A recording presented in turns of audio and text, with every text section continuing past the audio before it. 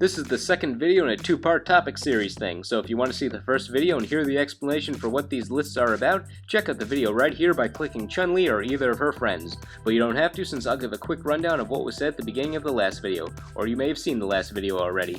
Costumes in fighting games can grab our attention when looking for a new character to play. Let's look at the best ones. There are hundreds of characters out there, so we'll be having two lists on this topic, one for the ladies and one for the guys. This is the one for the guys. Credentials: one character per franchise based on initial appearance. No characters from non-fighting game franchises that appeared in a fighting game, and primary costumes only since alternates can get pretty crazy. Also, I'm not here alone for this video. Fashion expert Emily is here with me. Sup? Understand? Hopefully, since we're starting the top 10 fighting game costumes for male characters. Number 10, Leon from the Virtua Fighter series. There's nothing special about his later costumes, he just kinda looks like a normal teenager, but his earlier costumes, it looks like he's wearing a life jacket. That's just crazy.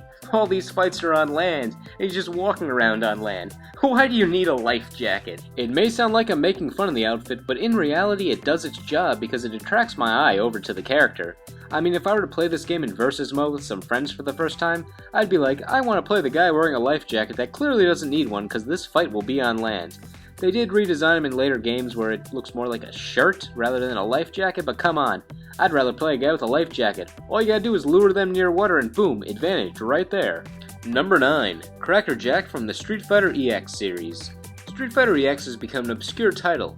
Since it was developed by Akira rather than Capcom like a normal Street Fighter title, it's a spin-off series and its canon is separate from that of Street Fighter.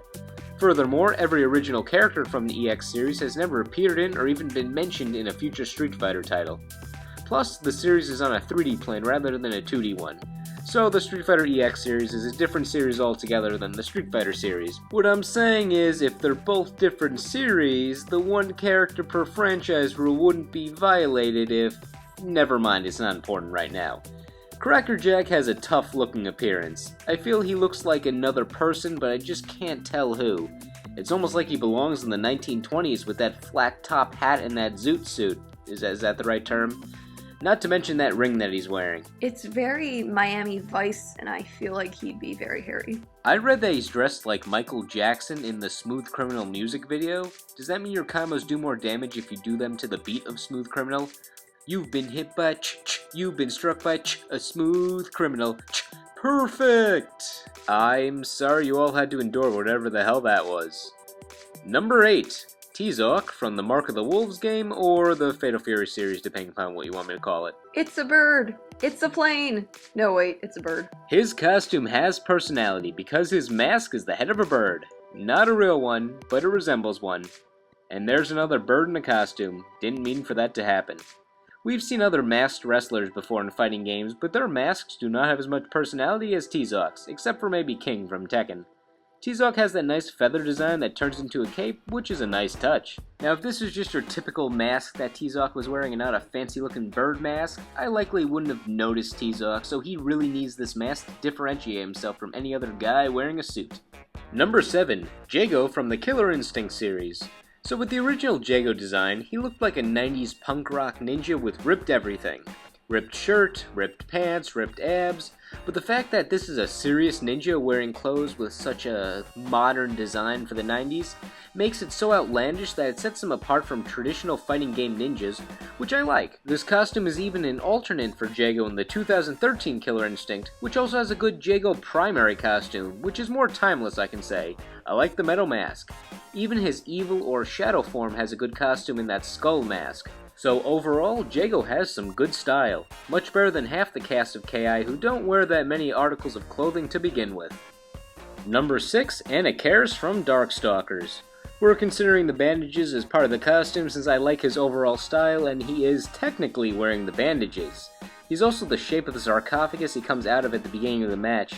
No wonder he's making all those disgruntled noises. I'm glad he isn't just bandages like every other ordinary back-to-life mummy that we see everywhere else. However, in his concept artwork, Anakaris was shown to look like one of those guys. Good thing they changed him. Other than the bandages, what else can we say about his style? There's a whole lot of Egyptian going on with him. You got the pharaoh, the mummy, the evil eye.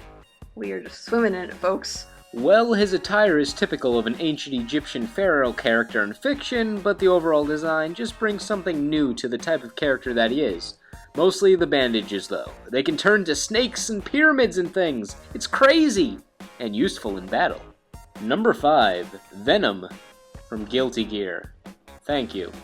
Normally we call a guy lazy for not putting on his clothes all the way, but Venom apparently gets props for his open vest with pointy shoulders and single pant leg, with the legging showing on the leg that is not covered.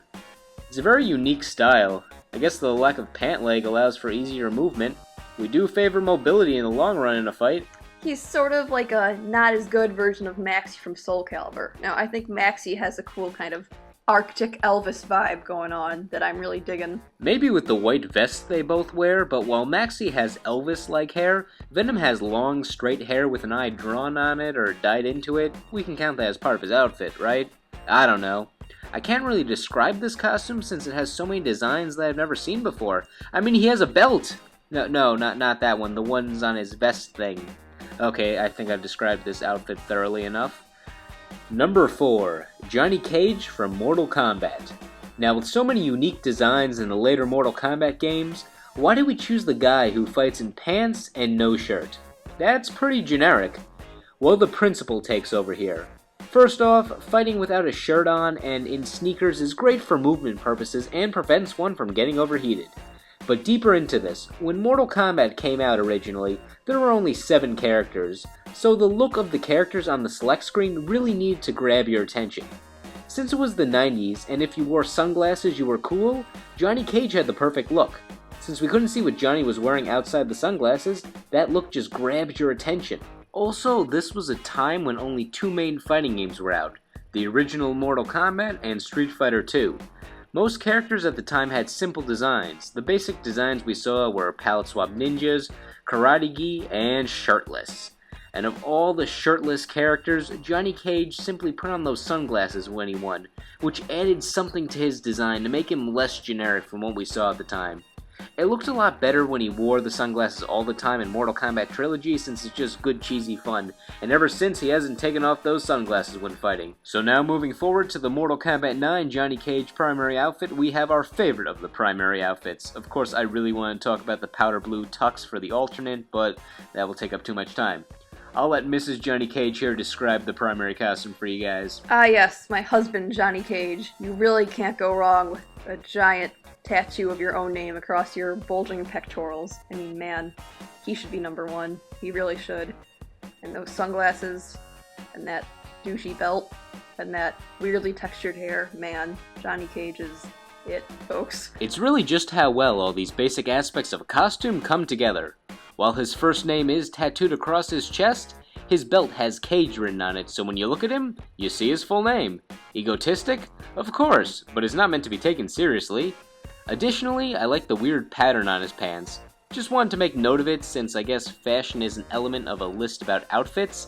And to bring up the sunglasses for the final time, it's not the fact that he always wears them, but the fact that he is prepared for if they break in battle.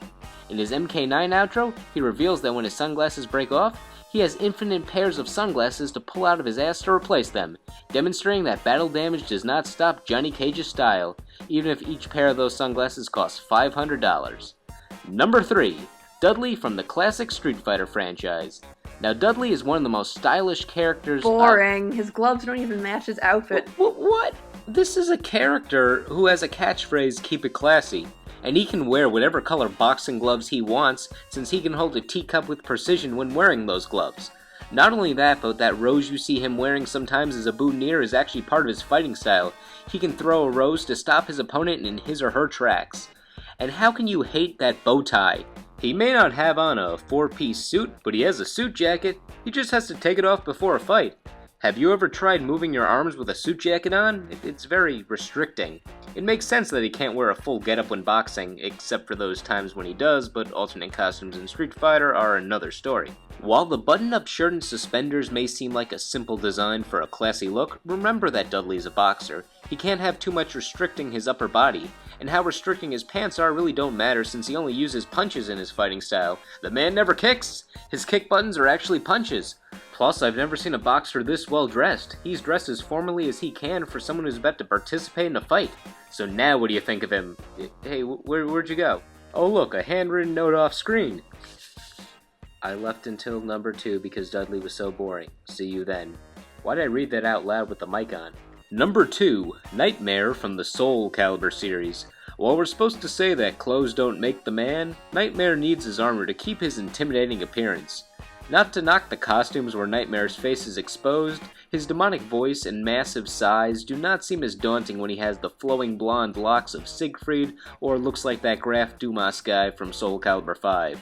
His armor is always the most elaborate in the Soul Calibur games. The base look of the armor in each game is pretty similar, so all costumes apply to what we're saying. But the specific items and visuals that change with each outfit are what vary in each game, from the spikes, to the eyes, to the teeth, to the other appendages of the body on his armor. There is a lot going on here. Like, bottom line, this is not someone I would want to meet in a dark alley. I mean, he has teeth for an abdomen, for goodness sakes. Like, yikes, stay away. His Soul Calibur 4 design varied the most from his other designs. That's where he had that abdomen teeth thing going on. His helmet is also worth noting since it covers almost all of his face in every appearance but leaves just enough room so you can see his glowing eyes. Just a little peek outside, not too much. I also guess we should say for functionality purposes that the armor is a good choice to wear when fighting since it's armor. It protects you from getting hit. However, he seems like a character that doesn't need armor since he's a demonic sword guy thing with a claw. He probably just wears it for style, since he seems like a character that very much cares about what he wears and how he looks. Number 1. You know him, or maybe you've never heard of him. You love him, or maybe you don't. It's Yoshimitsu, originally from the Tekken series. He later appeared in the Soul Calibur games as an ancestor of the one from Tekken. Oh boy, we have a lot of costumes for this guy. Each time he appears in a new Tekken or Soul Calibur outside of spin-offs like Tekken Tag Tournament, he gets a new outfit. And not just a few alterations or a funny hat, no, it's a complete redesign. In the first Tekken he was just a samurai, but after that he's been like a cyborg or Skeletor. And if we add in the Soul Calibur designs, oh boy, what is he here, a skull guy with a skull face and another face and neither one is his real face? You know, I can say faceception if you want me to, but I feel that joke has been overdone. Again, a lot going on here, and I just feel like it would take him 2 hours every day to put this on, and then 2 more hours to take it off. It's a real commitment here, and I got to appreciate that. Imagine having to go to the bathroom after getting all that on. If you want a way to differentiate the Soul Calibur costumes from the Tekken ones, in all the Soul Calibur costumes, Yoshimitsu has a Sashimono on his back, which is that flag, and in the Tekken costumes, he has a laser sword sometimes? But if we had to choose one design, I'd say we'll choose one from the Tekken series, since that's where he first appeared. Tekken 3 seems to be the most popular Tekken, so let's go with that one. I mean, besides being the go-to Yoshimitsu design, in Street Fighter Cross Tekken, the Tekken 3 design was chosen as his main look, giving an example that this is a fan-favorite design. Our quick analysis. First off, armor everywhere, even on his face, good for defense, unless that is his face. The armor is also stylized. There's a rib design on the ribs, unless he's just shirtless and that's his body. I don't know, I'm assuming that this is his costume and not his body. There's also a fun pants design, and he looks threatening, but I would believe if he wants to bring peace and love with that laser sword. He is a good guy after all.